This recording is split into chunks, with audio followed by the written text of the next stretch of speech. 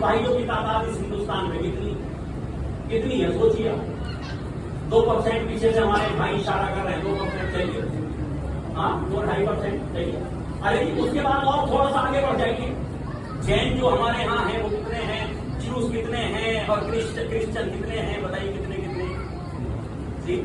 इन 3-4 कौमों में अगर कोई सबसे बड़ी कौम है, इन 3-4 कौमों में, इन 3-4 कौमों से बड़ी कौम अगर कोई है तो मेरे ख्याल में शिया है हिंदुस्तान की सरजमीन पे।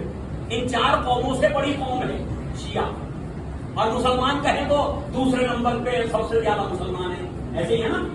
लेकिन जैनियों के पास आपको यूनिवर्सिटीज मिल जाएंगी, कॉलेजेस मिलेंगे, एजुकेशन का सिस्टम मिलेगा, नर्सरी स्कूल मिलेंगे, सब कुछ मिलेगा नहीं मिलेगा है? और आगे बढ़िए, सरदारों के पास देख लीजिए, और तो छोड़िए कि स्टेट ही अपना है?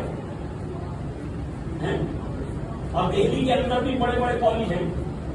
लेकिन आपसे पूछना चाहता हूं, यहूदियों के तो स्कूल इतने माने हुए कि उनका तो नाम ही जो है वो अलग से हो गया, ईसाइयों के, क्रिश्चियनिटी के, हर बच्चा, हर मुसलमान चाहता उनके स्कूल में पढ़ाएं। या यूं कहूं कि अली के घरों में उन्होंने एजुकेशन को ऐसा बना दिया कि अली वाले उनके यहाँ पढ़ने भेज रहे हैं।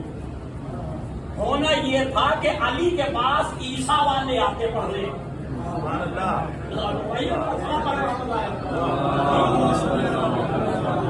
भाई जनाब ईसा के मानने वाले मोहम्मद मुस्तफा की उम्मत के पास पढ़ने आते ना, बहुत बड़ी है। और हमारे उस्ताद कौन होना चाहिए था? टीचर उनका कौन होना चाहिए था? एजुकेशन कौन देता उनको? है ना, हम देते ना। लेकिन हम क्या कर रहे हैं, जो भी जितने मोमिन है, चाहे वो बड़े हों छोटे हों, मैं सबकी बात कर रहा हूँ, कॉन्वेंट स्कूल तलाश करते नहीं करते अपने बच्चे के लिए? कर रहे हैं नहीं कर रहे? तो भाई सवाल ये है कि आप उस कौम से ज्यादा तादाद में हैं, ठीक है, आपके पास असबाब की कोई कमी भी नहीं है, तो आपने वो काम क्यों नहीं किया जो आपके मौला कर रहे थे? तो क्यों नहीं हुआ वो काम? नहीं हुआ। तो कोरमा बनाओ, बिरयानी बनाओ, ये करो, ये बड़ा कड़वी बातें कहनी पड़ती, कह देते हैं। और क्यों कह इसलिए देते हैं कि भैया जब तक नींबर से कहा नहीं जाएगा तब तक समझा नहीं जाएगा। ठीक, तो निजाम ग्रामीण मुझे बताइए कि हमारे पास कौन सा एक सिस्टम है एजुकेशन के हवाले से? और जबकि हम उस कौम से कहलाते हैं कि जिनका इमाम 1400 साल पहले ये कह रहा था, सलूनी कबलान कफले पूछ लो जो कुछ पूछना इससे पहले कि तुम मुझे बोलो।